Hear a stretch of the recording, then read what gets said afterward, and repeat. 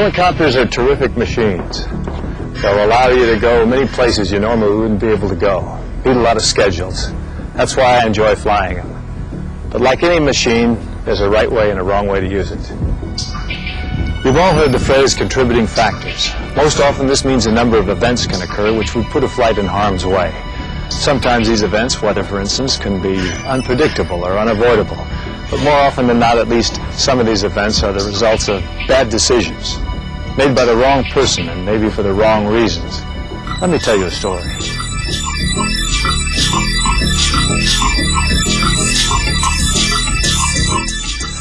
Not long ago, a corporate helicopter, very much like this one, had been scheduled for maintenance.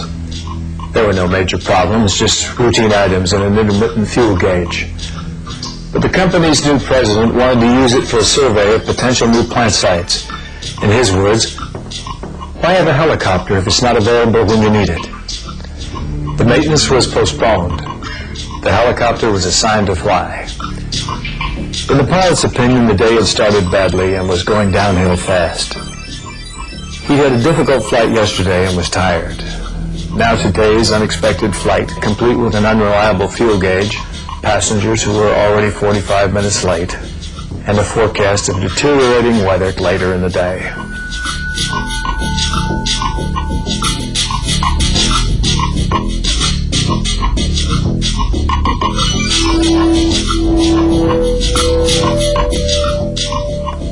When the executives finally arrived, the CEO wanted to go right now. It was his first helicopter flight. He was nervous and in no mood to be told anything by anybody, particularly about fuel gauges. He summed it up as, we either have fuel or we don't. If we don't, get some. We are behind schedule. Things didn't improve when the pilot discovered he was expected to fly to the locations to be surveyed from descriptions in an engineering report and a local road map, neither of which bore any resemblance to his aeronautical charts.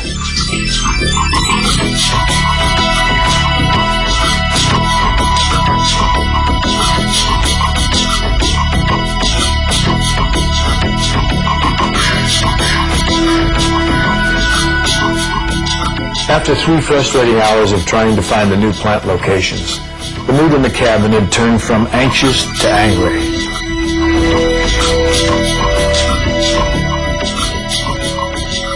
As predicted, the weather had started to deteriorate.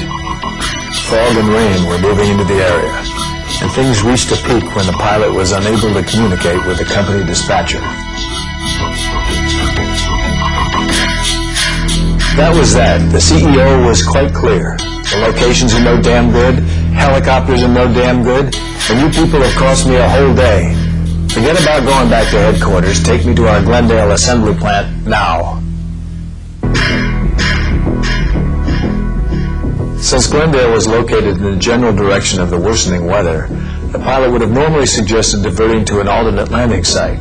But from the tone of the CEO's comments, he suspected that would not be acceptable. So the subject of a different destination was never broached. Besides, he had his hands full trying to figure out exactly how to get to the assembly plant. And with the unexpected diversion, fuel was beginning to be a concern.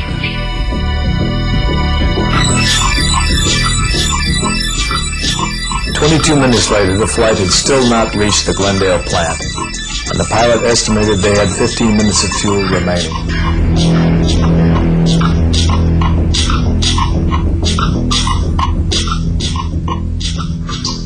Ten minutes later, air traffic control received this message.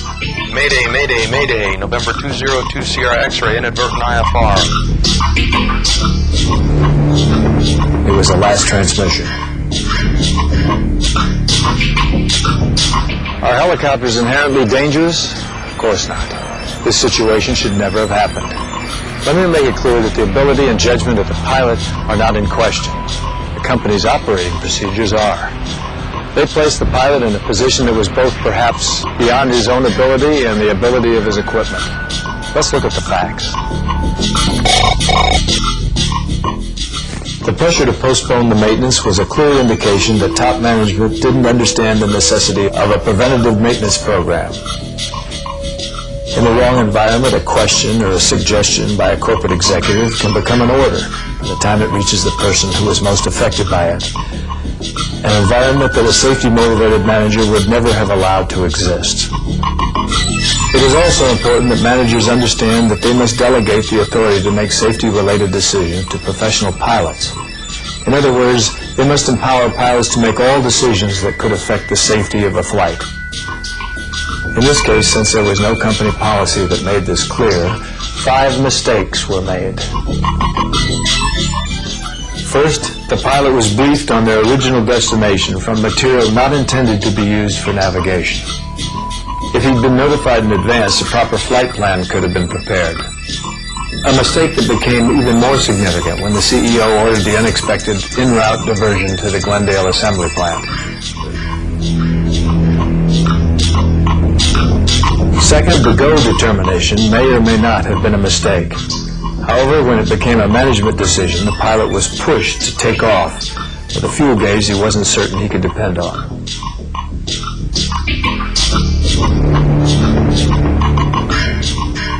Third, the issue of crew rest was totally ignored. Fatigue can be debilitating, and tired flight crews can make mistakes. Next, when the weather conditions worsened and the fuel situation was uncertain, the idea of diverting to an alternate was not suggested because of the climate created by the CEO. A situation that developed because the pilot was intimidated by an over-aggressive executive who had neither the background or the knowledge to make a reasoned decision. A man who made time, not safety, the primary consideration. Finally, although the pilot was instrument qualified and the helicopter was equipped for instrument flight, he may not have been confident of his ability. Corporate management can contribute to a safety-oriented operating environment by ensuring that pilots have access to recurring training necessary to stay on top of current instrument procedures, navigating procedures, new techniques, and new equipment. As I said before, the situation was an accident looking for a place to happen.